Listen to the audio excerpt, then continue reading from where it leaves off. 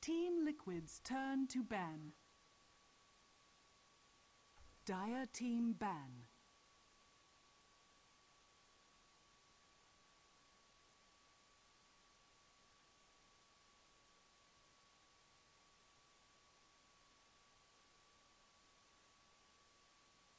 Ten seconds remaining.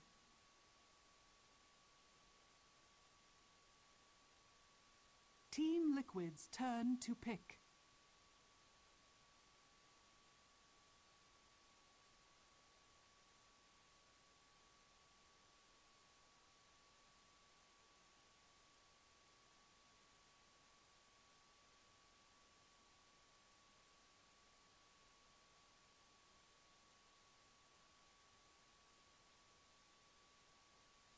Ten seconds remaining. 5 seconds remaining. Reserve time. Dire Team pick.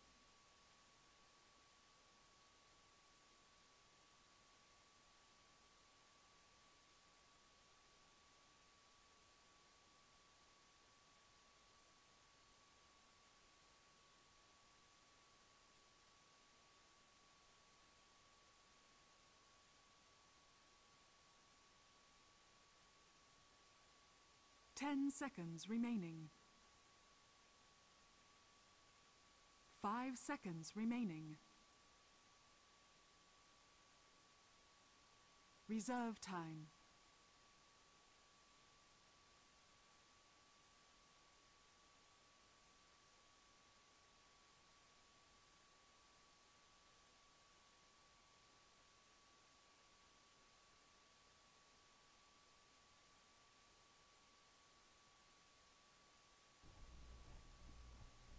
Welcome back to the North American Hub's coverage of the Grand Finals of the Americas Qualifier here at the TI4 Qualies. I'm AC, this is Fear, and it's been a hell of a series so far, man. You predicted, you predicted 3-1, correct?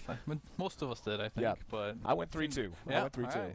and I've been wrong a lot. Imagine that. So who knows? We'll see if they can, if NAR can clinch this. They actually lead this best of 5, 2-1, and Team Liquid is down to their final gasp. They are guaranteed a seat, well, a trip to Seattle, I should say, to compete at TI, but they'll have to be doing it if they lose against 4 other second-place finishers coming out of this qualifier. So make no mistake, a lot on the line. NAR just 1 game away from being secured a spot in the overall field. The draft is already underway, and we'll jump right into that and take a look at how things shape up. Going to be a very early pick Brewmaster coming out from NAR, as well as Keeper of the Light. We'll talk about that in a moment.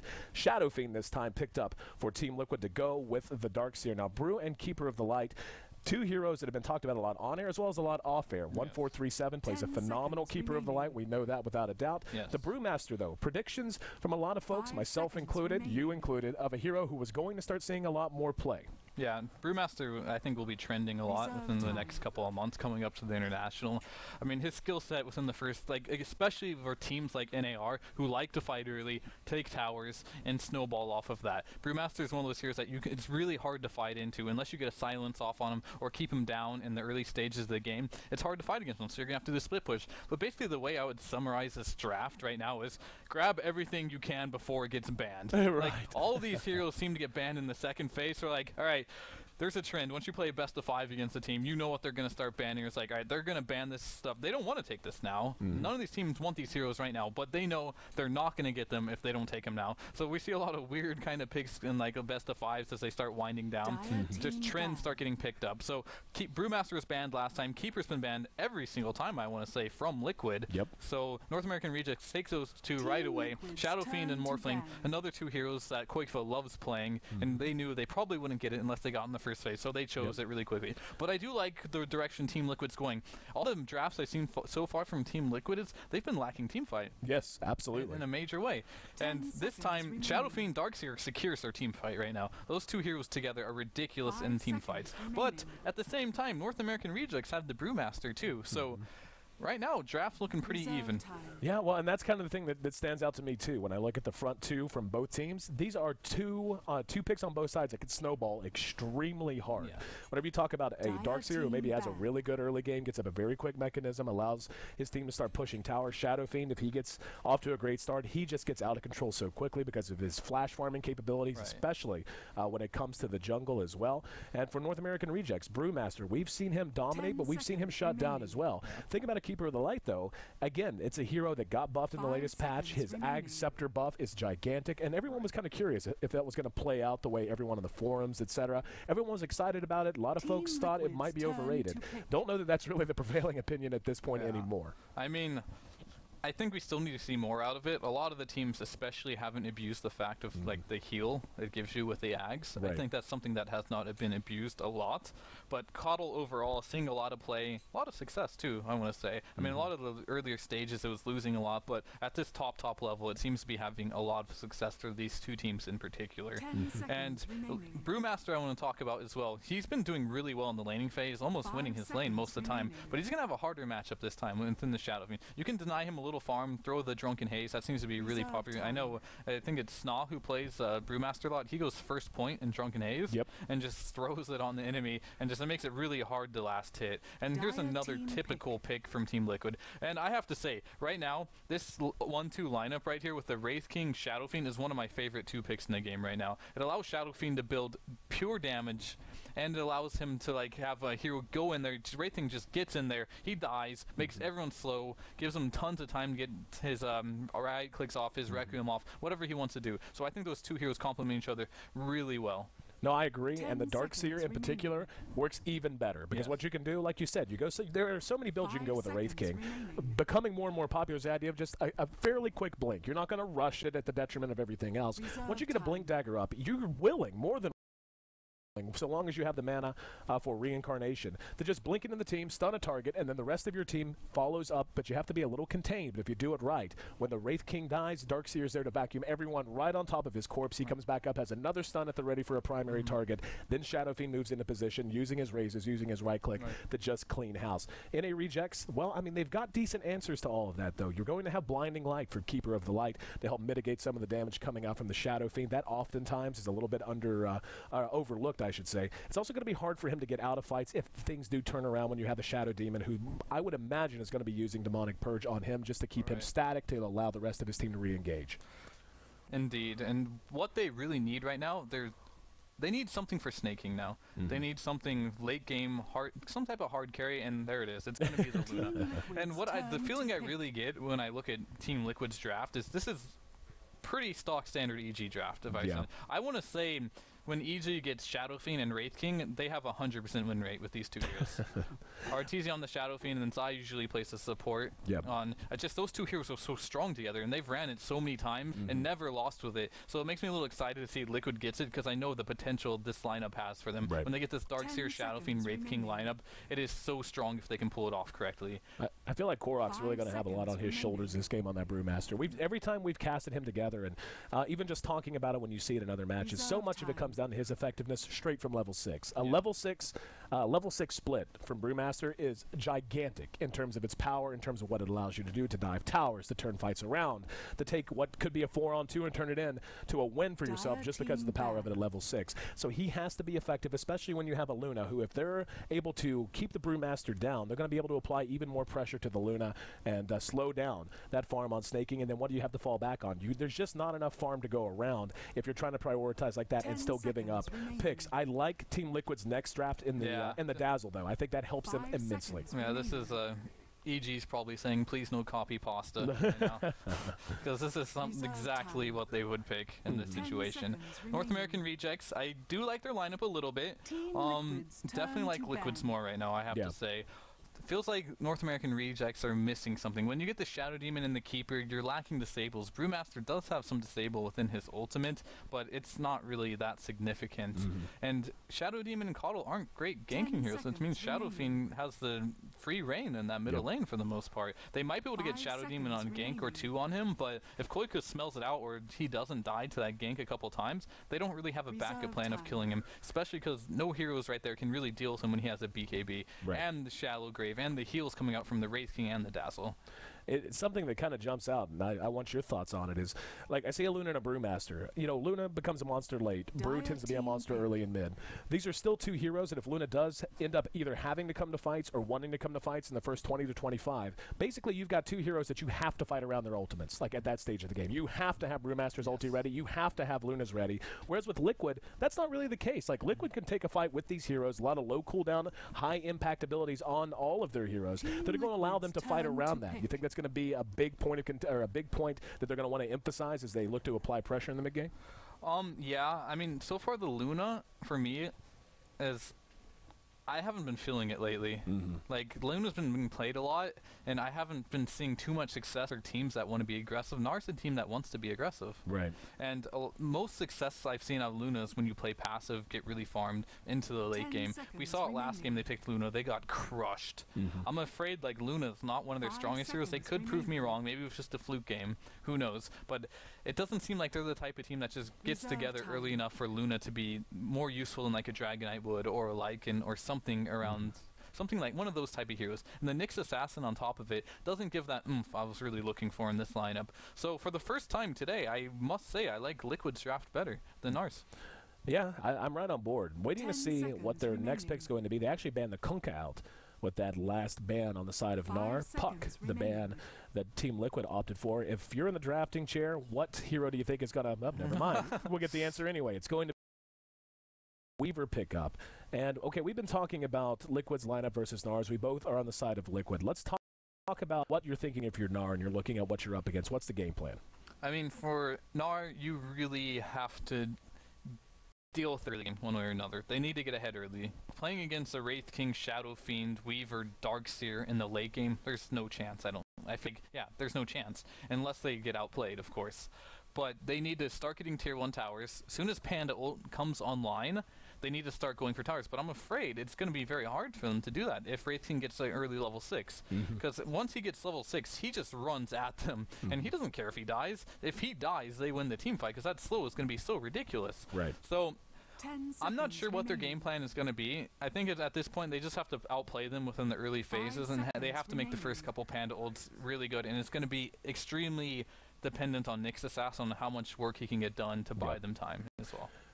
The Shadow Fiend, in particular, I feel like is going to be in a great position this game because they have so many abilities that can turn a fight around. Prepare You for know, a good battle. vacuum wall can reverse a fight very quickly. More importantly, though, that Shadow Fiend, who is usually notorious for being very easy to bring down until he gets nice and big and fat, BKB and what have you, now he's got Dazzle. He's going to have Dazzle not only buff up his armor with a weave, but he's going to have Dazzle with a grave too. So if you try to focus fire him down, suddenly that's all for naught. He backs out of the fight, and he's going to be in good shape. One would imagine it should be a fairly quick mechanism on a Darkseer. Darkseer, one of the best heroes in the whole game at just getting up those items for the early to mid-game team fight sort of situation. But enough theory crafting, we might have Dota to play as we might. see. Yeah, they're right on top of each other. And Snaking Demon, leading for some reason, but they're just chasing them out. It looks Yep. like they had no intention of getting kills down here. What's going to be really interesting for me just to start off the game is how Quakefa decides to build. Against the Brewmaster, usually when RTC plays against heroes that has a 30 hard time getting seconds to early battle. CS, he'll go early point and raise at level 1, just so we can get those early CS. I think that could be a viable option for him this game, seeing that Brewmaster is very, very strong when it comes to like getting denies on Shadow Fiend because it's low base damage, especially if he chooses to get that 1 point inside the Drunken Haze. right. And he is saving for a bottle. Has been pulled tango. Same thing with Korok. Horn blows, and we're underway. And what could be the final match of the Americas qualifier here The at battle the begins. North American Hub, presented by Monster Energy. North American Rejects leads this series 2-1, looking to seal the deal and looking to guarantee their spot in the overall bracket at TI. Again, both of these teams going to Seattle, but a win here is really huge. Like it's so easy to be like, oh, they're all going to TI, it's fine. Yeah. The grind of the preliminary phase of TI and knowing you could be left out at that point has got to be just, I mean, it is absolutely monstrous. So make no mistake, it's a moment of desperation for Team Liquid. The lanes are taking shape up. Hang on, in mid, we've got two already rotating through. That's going to be Fogged, and that's going to be 1437. Koikva trying to make a run for it and dodges that gank. He does go for the Raze build as well. He didn't get it, unfortunately, but it'll allow him to get some early CS here that he normally wouldn't be able to get. And the story for Gnar is going to be how much can Brax get on this off lane. And it looks like he's doing a lot better than that other Titan game and getting experience. But there's going to be a gank up on top lane. Will Bulba get back in time? I don't think they have the damage regardless. Yep, Bulba has a point in a surge, and yeah, he's actually going to do some damage himself. So that's fine. You can come get me. I got you, brother. And a disruption just to buy Falk some time to pull back. He's actually pulling creeps down at bottom. We can see an engagement on the Brax. The Hellfire Blast stuns him out, does a bit of damage, but for the most part able to make it back here in mid. Slight lead for the Brew over Koikva. Of course, that could be accounted for from that early rotation. But, yeah, I think these lanes are basically exactly how we anticipated them. Right. This Brax is going to have a much easier time this game. If you check the bottom there, they didn't find that ward blocking the camp. They straight couldn't find it. You have to eat a tree to get into there, but they didn't think of eating that tree, so that's going to be blocked up for the full 4 minutes. In mid, Korok eating a lot of damage, actually wasted a bottle charge there as well. Not sure how many he has on him overall, but has a few. And now finally, looks like Way2 able to bring down that ward. Clap in mid as Korok tries to get the equilibrium going back the direction he wants. But certainly looks like Koikva is stabilizing quite a bit. The offlaners both, I think, are going to be, for the most part, okay, as Bulba's almost level 3 now. Indeed he is. Brax is doing all right too, almost level 3. They're like exactly the same as far as CS goes, and that's always going to be advantage for the Dire as well. If you can get experience on the Dire, that's huge. Big stack from Bulba, so he's going to pull up an experience here for sure after getting this. But I think the gold will most likely go the way of Gnar. Gold he can make up. I think just having a Darkseer that gets this much experience this early on, and look, now he's even got a few that are going to be up under his tower, so he'll be able to get plenty of gold. Nyx Assassin, not quite as safe in the off lane as we see. That's the reason why. Bulba using Surge. Carapace is nice, but you can get around it if you're really good with how you chain your abilities. But so far, Brax has been keeping himself safe and putting himself in a real nice position. He's the exact same level as Bulba, as of right now anyway. Yeah, one big thing for me this game is a lot of the games I saw Shadow Fiend played in this tournament, they were doing way better than they should have in the mid lane. It's much more even this time, which is good to see because whenever Shadow Fiend gets that like 15, 16-minute Midas BKB, it feels like the game's over. Yep. And we can see, yeah, Korok playing right up in his face. And a Raze is there for a little extra CS and damage, but a very quiet early game early on. And, you know, you have to imagine Liquid is, like, if you're in Liquid shoes right now, are you much more likely to want to pressure the map as soon as you feel like you're ready, or are you much more likely to just take any kind of a lead you have and just try to maintain it while you get everything online? In other words, timid, hold on, that thought, as Brax is. Some harass. Yeah, just some harass. I didn't know if Way2 was going to try to toss a stun or not, but do you think Liquid's going to be more likely to be timid or be aggressive? I think they don't need to be aggressive at all. When they have like the advantage of having Weaver and Shadow Fiend and Wraith King as their course, even Darkseer's a great late game hero. The longer this game goes, the better it is for Liquid, as long as they're not losing all of their towers. And everyone playing back. Take a look at the overall CS. Luna leads the way with 21. 18 for the Brew in mid. He is 5 ahead of his laning opponent, the Shadow Fiend. 18 for Weaver as well. And let's talk a little bit about the Weaver pick. He was the last one to come out. How do you feel Weave's going to fit into the overall gestalt of what Liquid's trying to put together to salvage their run? I think Liquid, all their plan right now is like, all right, we're not on the same page right now, guys. Like, we're not getting the combos off that we need, so let's just farm. So they just chose a lineup where they could find him. Korok in mid, he might be in some trouble here. Raises there. One last auto attack would have been enough to do it. But Korok able to make it away. And Fogged was right there to help just in case. And we can see Korok going to scurry all the way back and keep himself safe. So a lot of near misses, but for the most part, everyone keeping themselves breathing. Yeah, that was really big, actually. Fogged had to waste a smoke there, too. He was about to gank mid. Korok almost dies, which means Shadow Demon has nothing to do with this smoke. So not only does he dodge a smoke gank there, he also builds another advantage for his laning phase. Bulba making his way back up the top. He's on his way to a soul ring. Should have it momentarily. And looks like he did take out that heart camp. But at 5 minutes in, how do you think this is going for both sides? I think it's almost dead even. I'll check the gold graph, and yeah, it's pretty much dead even. We've got a little bit of experience advantage going one way, but it's really, really close game. And I don't think it favors anyone at this point. It's going to be around the 15-minute mark is where if the game's still even, it's going to be heavily in Liquid's favor. I think it's going to be a game in general where it's hard to look at something and be like, oh, this favors one team or the other, because they're so strong at so many different of the game. It's not like Luna's bad late game, but you know, if Luna's doing awesome and Shadow Fiend's doing okay but not great, I feel like that favors Gnar. But if Luna's doing awesome and Shadow Fiend's doing awesome, I actually feel like that favors Liquid with the composition they have. I agree with you. Hooray, got something right. Brax being forced back up under his tower a little bit, but still keeping himself alive. Fog's going to rotate up the top. Let's see if they want to take a run at Bulba. Bulba's at half health. Will he get there in time? Nope. The problem with Gnar right now is, like, they have nothing to deal with the Darkseer. Like, they can get the disruption off, but what's next? Maybe wow, in mid. The split, and Quake's going to be pursued behind his own tower. Burn damage alone will bring him down. Dazzle was there to try and help him out, but good micro, as we saw. He actually used the Air Spirit to toss Demon into the air. Now, though, they may get a return kill. Still think this is going to end up favoring Gnar, even if they do manage to get the kill. 1437 doing what he can, does a bit of damage. Now a little bit of right click. One last Hellfire Blast, and Brew ends up dying. However, the important point there is that was more or less solo experience gained by the Brew against the Shadow Fiend when he killed him, and 2 supports splitting the Brewmaster experience. Right, that was really good play from Quack, getting that solo kill. He's doing really well against the Shadow Fiend, a lot better than I expected him to do, to be honest with you. Top. Looks like we might have an engagement. Yep, there was a disruption up at top, and now Bulba forced back, hit with the Lucent Beam. Fogged. Unable to pursue him out, so the surge was there. I wasn't sure if they were going to have the damage. There's 2 stacks in the Shadow Poison.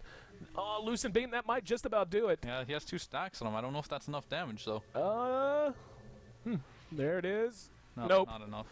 Only not level 1 on the Shadow Poison. Yeah, I didn't know what level he'd put into I didn't it. check until I thought it was level 2. That would have killed him probably, but level 1 doesn't do much damage at all.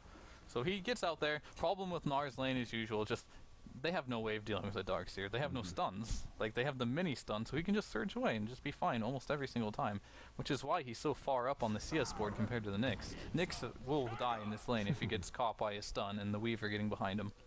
Korok being assisted by 1437. I love what they just did. Basically illuminate the wave as soon as it hits the Brew, clap, and guess what? 200 gold. Done. Done skis. And his build is he's going max mana. So the Chakra Max is being maxed first, which is going to give him tons of spamming potential and a lot of farming to be done. And it looks like they might even decide to push. Brewmaster will have his ultimate up in 20 seconds. And this definitely strikes me as a game where every time that's off cooldown, they're going to want to use it somewhere. Like, I don't think it's going to be a hold on to it and wait for the perfect moment kind of a situation. Right, no. He's going to want to use this whenever he can to kill the Shadow Fiend, especially because Shadow Fiend is going to be going for the Midas, it looks like. He saved up 2,000 gold.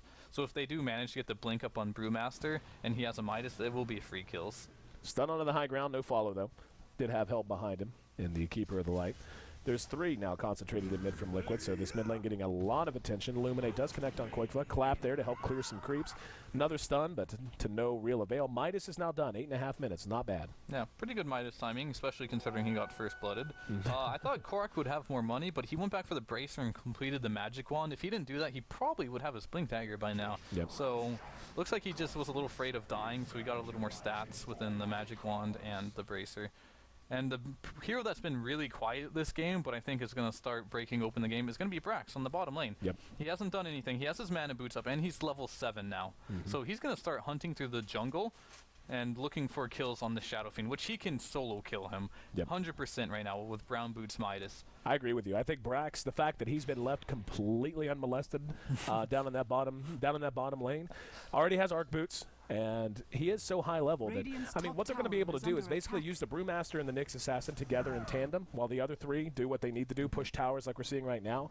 And it makes the Shadow Fiend have to play so much less aggressive than he wants to in terms of his farm game. You know, usually with the Shadow Fiend, the best of the best are always ultra aggressive and how they farm them. And I don't know that he's going to have the freedom to do that, at least for the foreseeable future. No, he's going to have to get a lot of sentries protecting his jungle from the supports, which is going to make the supports. Oh, they're bringing a recall. It looks like, is that up to top lane? It is. They're going to secure this tower with Brax. I thought he was going to go for a kill on Shadow Fiend, but it looks like they're just going to take the safe route, which seems to be Gnar style. They just want to go for a safe play, and they prioritize towers over kills. So, following up with that, I'm just waiting for this Blink Dagger on Brewmaster, and I think that's going to be the word to go as soon as that's completed. Very close game, less than 1,000 overall net worth separating these 2 teams, and then keep in mind that's after the death of that tower. So about as close as you could possibly ask. Now it just comes down to how they transition. We're at the 10-minute mark, and this is where the laning phase really begins to see itself break down some. The top tier 1, the only tower down at the moment, they might decide to push at bottom, Liquid I do mean. It's going to be another recall as 1437 bringing in his buddy Brax. Nope, seems to be just transporting this Nyx around. I'd like to see this Nyx go through the jungle and look for a kill. Looks like Korok's going to be doing that right now. They can kill this Weaver. They do have the burst damage, so if Brax is able to get a stun off, I believe this Weaver will be toast. I do believe he needs to get Vendetta hit before the stun, or else they will not have enough damage. So tricky. And it seems like collapsing on mid might be the easier kill. And up there it is. Caught him. Korok's right behind him and waiting on it. He could have killed him. That was odd. Yeah, he could have killed him. I was a little curious, and that's kind of what I was talking about. Like, Weaver's one of those heroes that when you fail gank, there's a smoke on top though. Real quick. Yep, snaking, could be in trouble. Surge, and the Hellfire Blast is there. Immediate reactions, it's going to be 2. They're going to get snaking. Let's see if they can do anything about it. Fogged wanted a defensive disruption, instead gets an offensive one. Korok's right there, as is 1437, but unwilling to super engage until they're sure they're going to be able to come through. Well, they've got a Dazzle there. Demon coming over to make sure Way2 makes it away. Completely safe, and in the meantime, we see QuakeFi using the opportunity to push out, get some more farm, and push that middle tower. 87 CS right now at 11.5 minutes for QuakeFi. He's farming okay, I think it's fair to say. I think Korok is playing really passive for some reason. Yeah. He could have gone in there as well. He wouldn't have mana for both, but I think they still could have brought down that Wraith King. He was level 6, so never mind. He would have died in return, so it was good that he didn't go in there. But on bottom lane, I think they could have got the kill there. Playing a little passive, a little afraid, and that's not what you want to see out of your Panda player at this stage of the game. And see, that's kind of what I was, before the action went up there, you know, whenever you try to gank a Weaver and fail, it's not just that you fail, it's that Weaver goes, LOL, time lapse, and I'll go back to farming with a full health bar, that's fine. The Shadow Fiend does seem to make the more appetizing target, both in terms of just overall priority, as well as just a hero that's much easier to kill. Why do you think they wanted to go for TC instead of trying to collapse mid? I think they were fine with getting a kill either way, but I do agree with you. They should have went for the Shadow Fiend. I don't like how passive they're playing this. I think they're losing, like, a window here. They're in a major way. Look at that. So they need to start finding some picks as soon as they possibly can. I know Snaking is farming very well, which they have going for it, but Weaver and Shadow Fiend are way ahead in net worth right now. And Gnar doesn't have one of those lineups where they're like, let's just weather the storm and we'll be fine. It's more like they need to be, Liquid needs to be the one weathering the storm, and they're ahead right now, so that's not a good position to be in. Been way too long since that Brewmaster ulti's been used. Yes. We talked about that during the draft and everything else. Maybe he just wanted a Blink Dagger. And if they start really giving it hell now, it should be okay. But the net worth you can see, I mean, that's a huge lead for a Shadow Fiend at this phase of the game. And he's Midas. So it's not just in terms of gold. He's beginning to, I mean, he's already level 11. And he's got a double damage rune that he's going to go ahead and use now. But it looks like they're spread back out. Gnar, I mean, they're kind of still locked in the laning phase a bit. And I don't think that's going to help them much. It's definitely not. They're going to get a fast BKB on the Shadow Fiend, like the 16-minute one that has a very high win percentage. Like, it's a lot of farm, and that's one of those heroes, like, especially when you're Gnar, you don't have many answers to that. But they're recalling someone in. I'm not sure who that is, but hopefully they're going to be looking for a gank here. It's going to be Brax again. Brax seems to be being ferried all over the place by this Coddle. Not getting too many ganks off. Looks like they're going to try to defend this bottom tower. But Liquid looking good. Yep. I feel like Liquid's doing a great job of not giving them too many openings. Yep.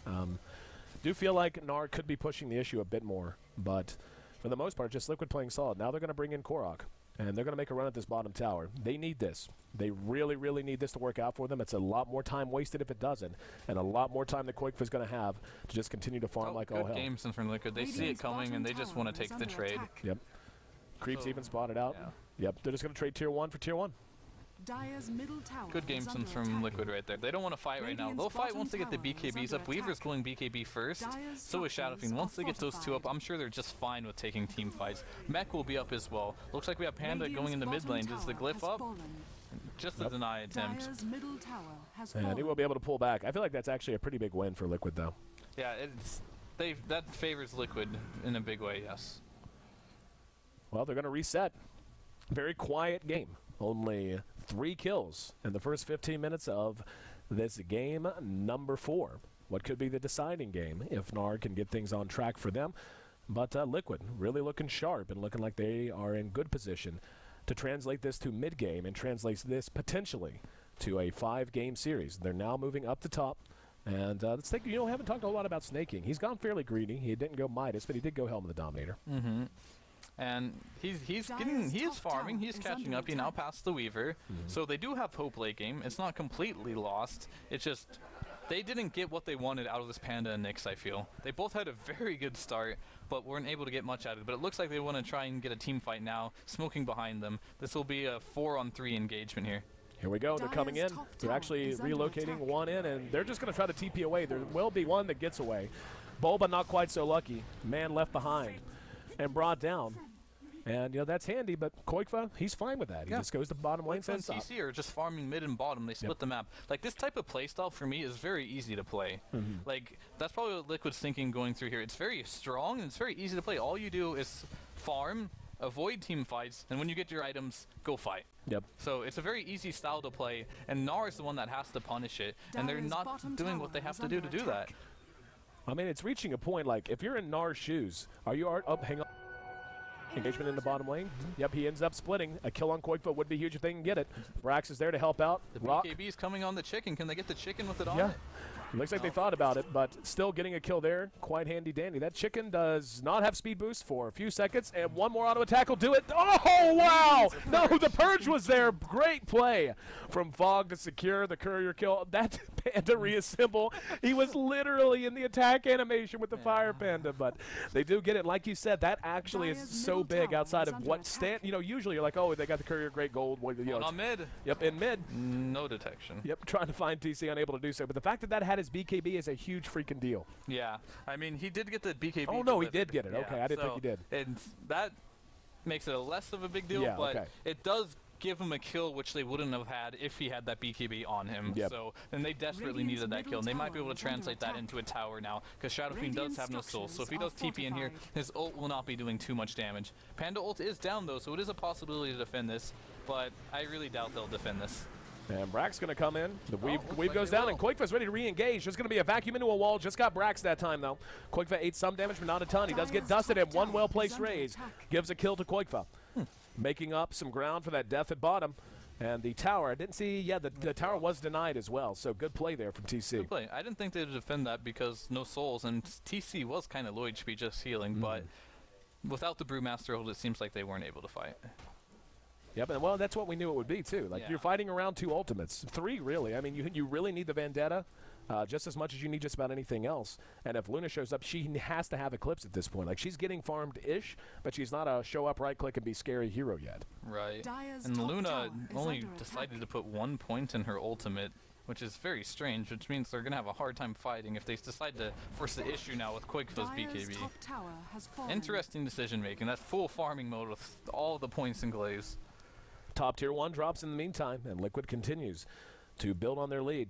Luna, given she didn't go Midas, is actually within respectable distance of the Midas Shadow Fiend. I mean, like, to be this close is pretty damn impressive, if we're honest. But the problem is, it's not going to stay this close. It's only going to get worse as time goes on.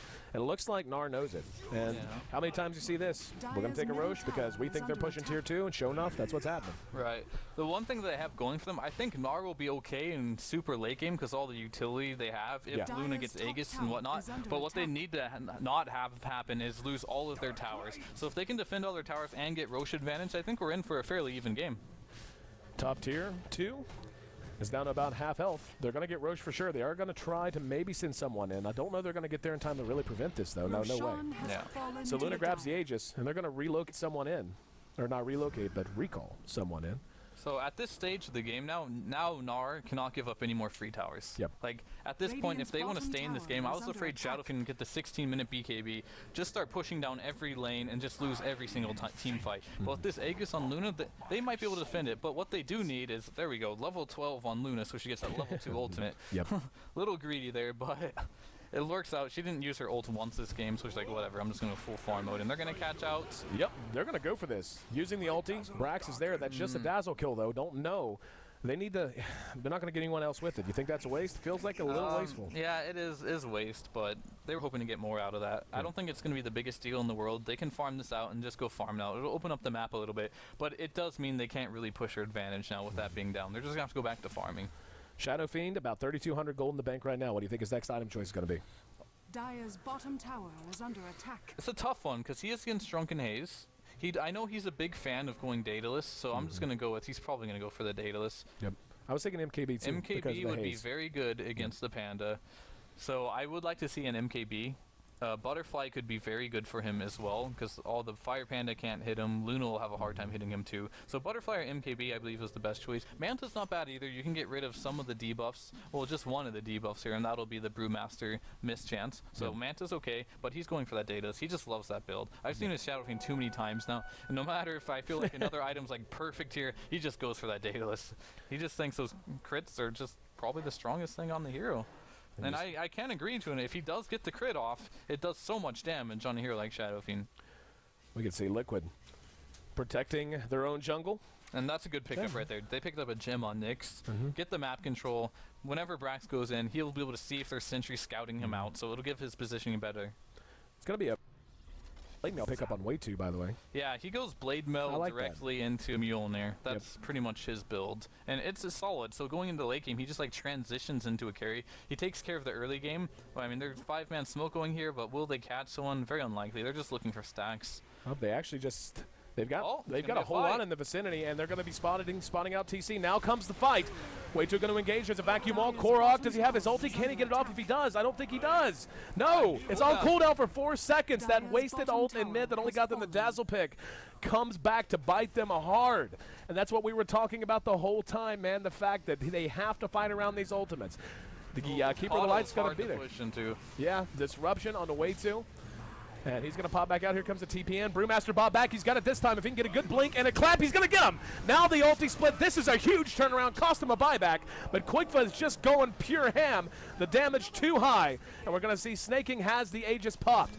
The strength still has ult up online too. Yep, the strength of Wraith King showing itself right there. They may decide to pursue this out as the BKB's now on cooldown. Rock actually disjointed by TC as he uses Shikuchi.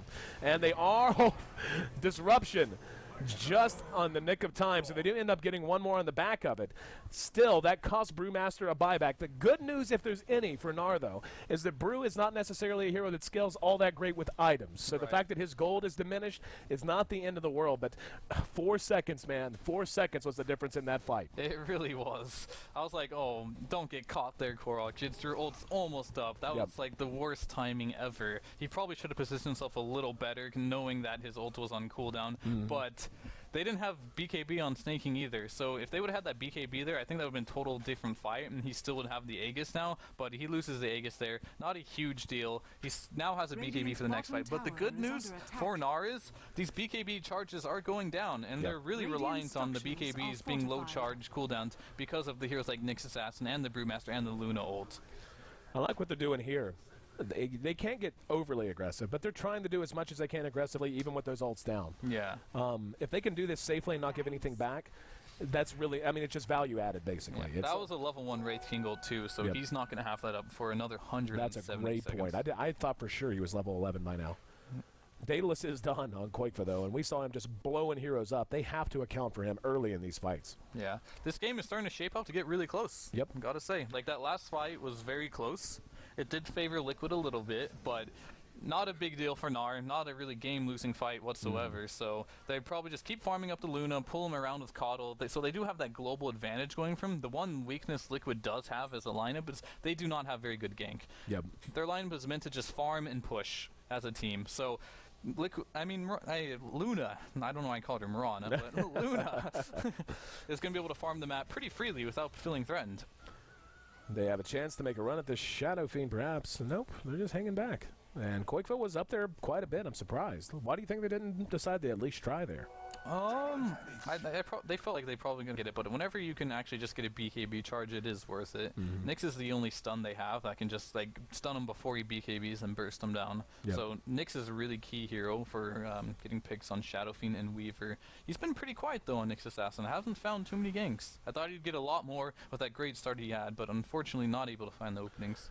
I continue to think it's impressive as hell, the fact that the Luna staying on par with the Shadow Fiend. The fact that Snaking is still within this reach of Quickfa, despite Quickfa having arguably better flash farm, certainly having more damage at the moment, and having a Midas as much or more than anything. However, Liquid is beginning to build a considerable net worth lead. They're up just about 7K.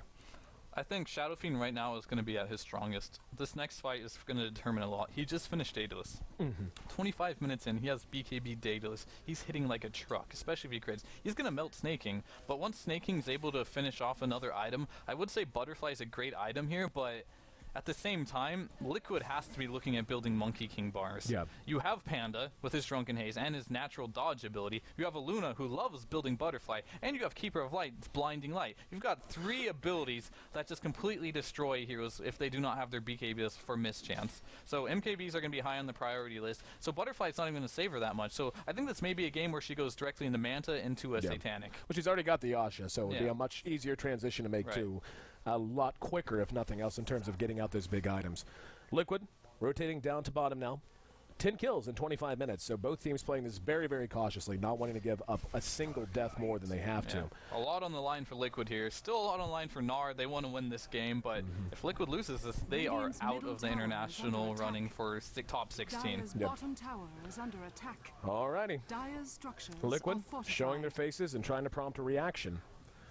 And let's see if there's going to be a big one. They are slowly bringing him over. And it looks like Liquid got cold feet there, not wanting to overextend themselves. Yeah. And at this point, I feel like this is need to start getting aggressive. I feel like they're their strongest. Of course, they're going to be good the longer the game goes on, but at this point in the game in particular, they're actually really strong and can press an advantage. When they have their BKBs up, they're going to be searching in the jungle. TC appears to be going for a Mithril Hammer, so most likely that's a Death Soap. Oh, mid, way too in trouble. His ultimate put on cooldown. Let's see, there's no one around to re-engage off of it either. That's actually a very big deal for them. It's going to be on cooldown for a while now, and they're going to continue to pursue this out. Help's coming, and Brew's going to go right for it. BKB prompted out of TC, and the weave dropped down as well. Here comes the Eclipse. TC just doing work, though, on Snaking, and the vacuum comes in, but it doesn't get Snaking. Reinitiation is Gnar trying to turn this around, but Koikva had the right angle. Coming from around the side and tracking down that Luna. Ends up being a 2-for-1. They get the Wraith King as well as the Darkseer, but they have to give up Snaking to do it. I don't know that that was worth it at all. No, it was not. I thought it was going to be a lot worse for Gnar after seeing that. Actually. Chasing that Wraith King down like that when you're already such low HP. She blew the Eclipse too, so that's going to be down. And Snaking's not a hero that can really afford to die in this lineup, whereas Gnar has like 3 heroes they can fall back onto the late game. Wasn't the worst thing, like none of these fights have been like disastrous. Like it feels like most of the games I've been casting here at the International, every fight seems to be swinging like the gold draft one way or another. They've been huge fights, but these fights have been surprisingly close. Funny enough, Gnar, by the graphs anyway, just had him flashed up, actually making up some ground over the last few minutes. So, yeah, like you said, and yeah, well, do you think that maybe that has something to do with like reining in the excitement and just basically, you know, decisions and so just like, yeah, let's go for it, are now becoming, well, we could, but maybe it's safer to stay back. And on top lane, they can get Weaver here, that'll be huge. And the Illuminate will be on the mark, and oh! So close, time-lapsing with what could not have been more than 5% of his health, and TC is one happy little buggy as he scurries back to safety. That would have been a huge kill for them, actually. Time-lapse, good spell. They had no detection yet again. If they had detection, that was a kill. That seems to be a trend in this tournament so far. People have been lacking detection. Just buy your detection. Yep. You're missing kills, guys. Scepters are coming out for Gnar now, though. Brewmaster finishes his, and last I checked, Keeper of the Light either had his or was damn close. He does have an Ag Scepter. Did he get it up? They have one on Panda as well. Their scepters are up. All right, so we're officially getting to that point where we discuss the importance of the early game and the mid game to death, but late game's looming on the horizon. Yes. We see how far ahead Koikve is. He is opened up a bit of a bigger gap. Still, honestly, not as big as I would have thought it would be. Taking some Ancients to add to it as we speak. But in terms of the utility, you talked about that for Gnar being a big plus looking into the later stages of the mid game and into the late game. Break that down.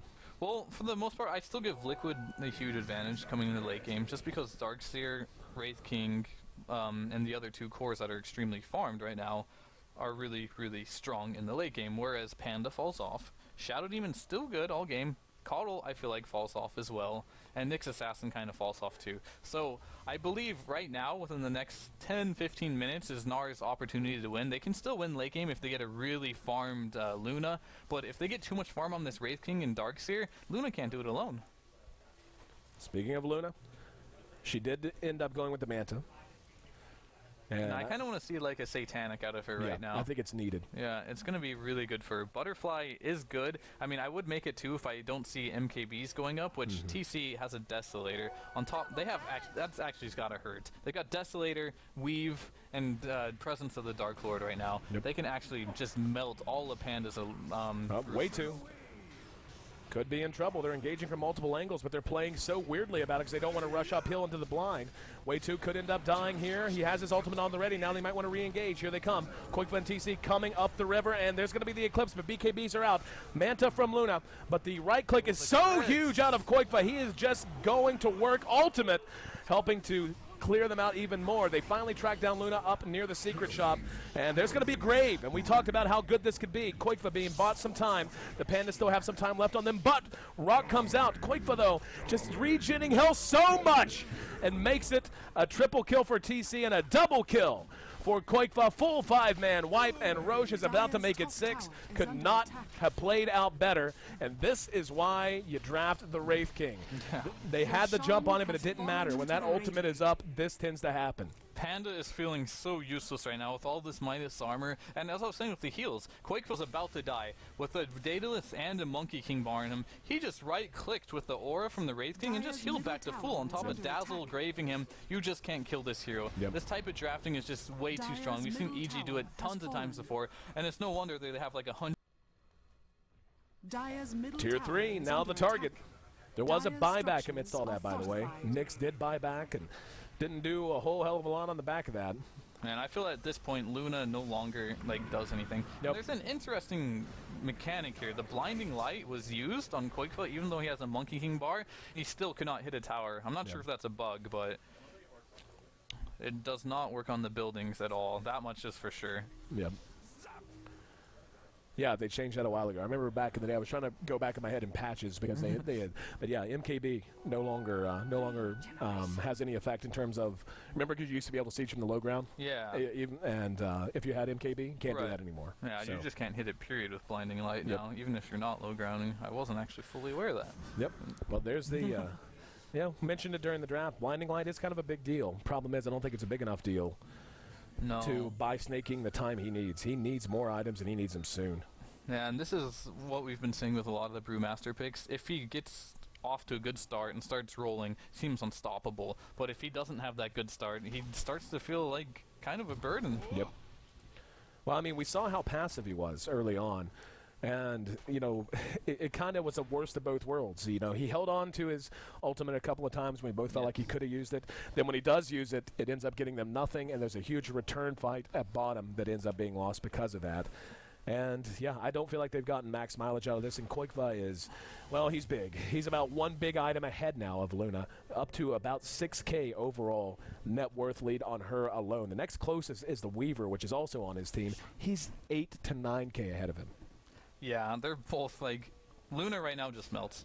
Straight up, she just melts. The only good news Gnar has going for them is they do have this Keeper of the Light, which means they can extend the game for a very long portion of the game, but they still have the worst late game. So what they're basically relying on is hoping Liquid takes a bad team fight, and then they can get something out of it off of an extremely farmed Luna. But in straight engagements, this Luna isn't going to stack up to these Wraith King and Weaver and Shadow Fiend heroes. It's just not going to happen. Looks like both teams taking a moment to catch their breath. This is game number 4 of Liquid versus NAR in the America Qualifier Grand Finals. NAR leads the series by 1, and a win here will lock in their full win and guarantee their seat in the bracket of 16.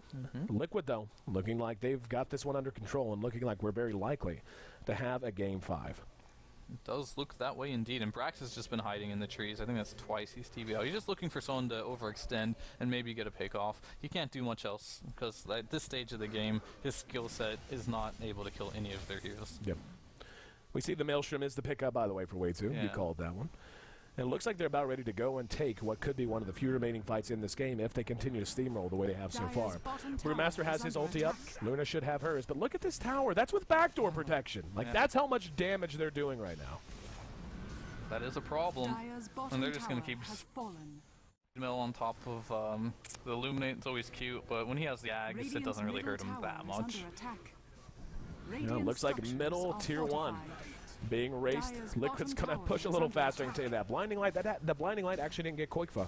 That's kind of a big deal.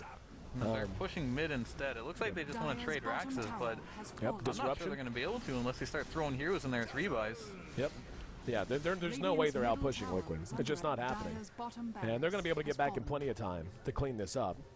And yeah, if they get the tier 3 in bottom, actually be or in mid, I'll be kind of surprised. Yeah, they didn't even get the tier 3. So just a complete and utter loss. But, I mean, I think that speaks to where they know they are. They literally just could not come to fight. It would have been probably a lost game right there. Yeah, I mean, if Liquid wins one more fight, the game's over. Whereas Gnar needs to win like 3 to 4 more fights to get back into this game. BKB done on Bulba. And, you know, we're at 35. This has really been a very quiet game. Yeah, both teams playing fairly passive, but Liquid drafted for that. Gnar was the one that had to put the pressure on, and unfortunately, without putting enough pressure on, this is the situation they kind of dug themselves into. Yep. Luna has picked up her Soul Cuirass. How you feel about that as opposed to Lifesteal? Radiant's I top do tower like is armor under because if you attack. look at Liquid's lineup with the Weaver, the Shadow Fiend, and the Dazzle, there's so much minus armor. She just melts. So I do like it, and Butterfly would have been useless too because they're starting to pick up MKBs. Weaver, oh, they're going to catch out Snaking here. Yep, They that's the canceled his BKB. TP. I don't think they're going to be able to catch him. Oh, Oh. the turnaround. Yep, and there's the grave. Radiant's top Buying tower time for is TC under to come in, Yeah, though. they're going to get him eventually. Yep, and that's so much right click, even just from the Weaver with the Desolator, and of course with the Weave. And yep, see you back at the base. Staking. Takes a trip home, and that's a mega kill for TC. And looks like nothing's really going the way of NAR now. Yeah, I don't know what they can do anymore. Radiant's Like, top tower if is under Liquid attack.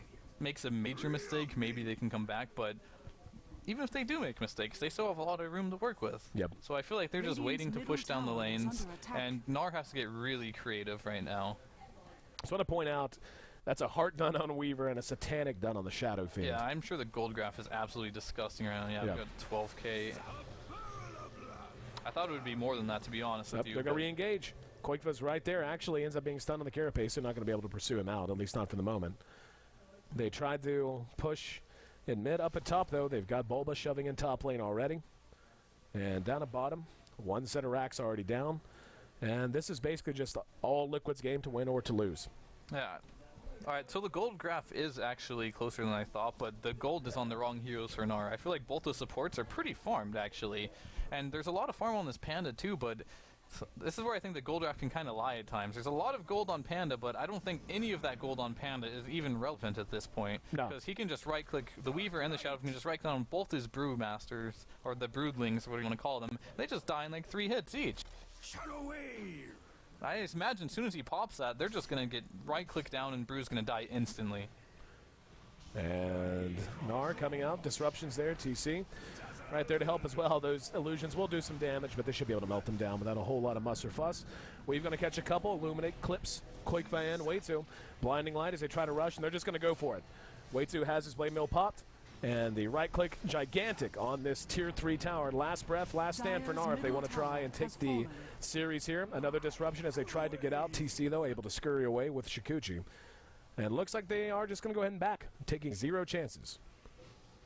Yeah, and this kind of goes back for me looking onto like the next game right now is this Luna pick does not seem to be fitting Gnar's playstyle. Every time they run this Luna, it struggles. They're not able to get what they want accomplished in the early game, and I'm not seeing it work too well. And come the next game, which they can still possibly win this game, it's just a very slim chance. I just don't want to see another Luna pick out of them. It does not fit their style. Yeah. They're looking to make something happen. It seems like something Liquid's been so good about is when they are caught out, it's always like a dazzle. You know what I mean? Like, you're not seeing Koikva caught out all that often. Now, we're going to see Wei2 go for it, just rushing uphill, and can't get past the illusions. Blinding Light is there as well. They're all spread out. Koikva hanging out in the trees over to the side. And Brax is going to be spotted. Carapace buys him some time. Impel actually caught 3. Well shot. Don't know. Nope. I was going to say, don't know if that'll be enough, and it certainly will not. So he drops, and that's a mega kill streak for Koikva at the end of it. Handy dandy little Yule Scepter. Indeed it was. But that just basically summarizes how they take team fights. Like, Yep. it's like, alright, let's go in, but as soon as they see them, okay, maybe we can't do anything. Yeah. And they're just going to go straight down mid, and they're going to probably run into the same problem. Koikva's gigantic. I mean, just literally gigantic. 27 1,000 overall net worth. I would love to know what his GPM is right now. Yeah, they just can't kill that hero. Yep. 665 GPM. He's had to have been running at 665 for basically 40 straight minutes. Like, maybe 35. And disruption onto him. By a little bit of time, there's going to be a weave as well. That'll help. Quickfit's taking a fair amount of damage from his own illusions. They might want to account for those. There now, BKB, Bulba goes in, beautiful vacuum wall, but everyone's kind of just staying away. Like, they know they can't really fight here. And if they can't even defend their racks and they're really unable to even come back out, I'm not even sure why they haven't just called GG at this point. I'm confused too, but they feel like they have some type of comeback mechanic, but they've given away 2 racks as uncontested, completely uncontested. They didn't catch out TC.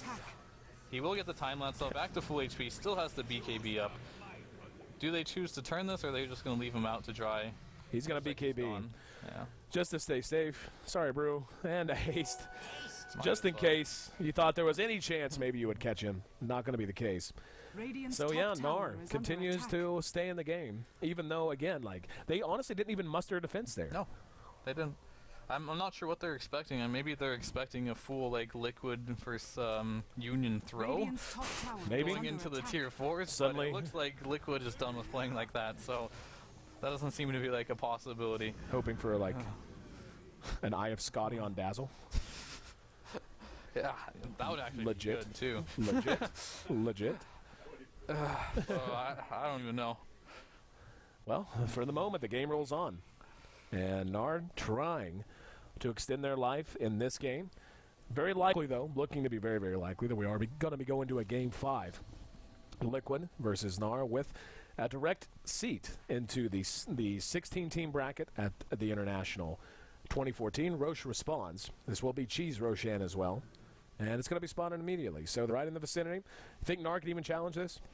No, they can't fight ever, no matter what. Ever, for any reason, never.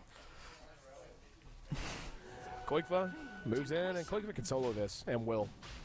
Like, it's not even close. It's not even remotely a question of whether or not he can do this by himself. So, looking ahead to the next game, that's really all we have to talk about. You know, talk to me about this Luna pick. Hold on. Brax going to be stunned up, and Way2 shows his back to him because the hell with you, I guess. Yeah, he's literally just saying, okay, come engage through me, I dare you. Like, that's really what he just did. He just turned around and said, come fight me, come kill me. We're happy if you do that. Indeed, they have the Cheese on Dazzle now and Aegis on TC, and we're about to see the mid push. Should be the game-ending push, but the Luna pick didn't work out. Brew didn't work out. What would you like to see out of Gnar in the next game? I want to see them secure a dragon. I feel like they really, really do well with that hero. I like the Lycan as well. Maybe banned, but I think they should prioritize either Enchantress, Dragonite, or Lycan. 3 heroes I said they play really well. Again, but I don't want to see Luna again, that's for sure. They don't seem to be playing very well with Luna. Last engagement of the game, looking to perhaps get underway. There's a disruption to lead. Snake King sitting with Brax. Just another free rack, so why not? Yeah. Let's do it again on top lane, guys. Yep. Like, this actually surprises me. Like, this has got to be a long, stressful